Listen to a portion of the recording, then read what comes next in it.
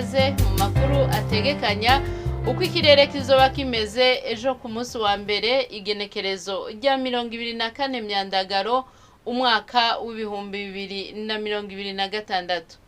Imbere y'umutaga hitezwe ikirere kizoba kirimo izuba n'ibicu bike bike mu ntara zose zigize igihugu cacu. Ibipimo vy'ubushuhe bizoba biri hasi kurusha ahandi bikazokwibonekeza i Bururi mu ntara ya Burunga hamwe n'Imwaro mu ntara ya Gitega kuri °C 14.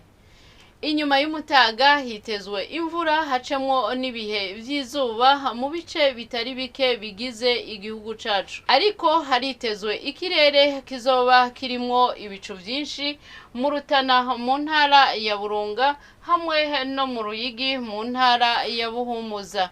Ibubanza naho mu ntara ya Bujumbura hamwe n'Imakamba mu ntara ya Burunga hakaba hitezwe ikirere kizoba kirimo izuba n'ibicu bike bike.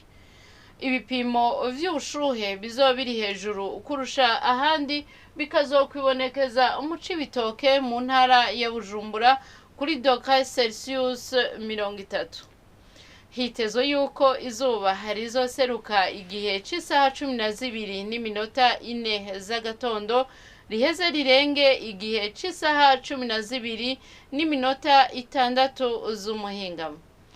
Nuko rero aha niho hagarukiye amakuru y'ikirere mwateguriwe n'ikigo Ijebu. Adeline Ngenzebuhoro nije nayabashikirije, mwakoze kuyakurikirana.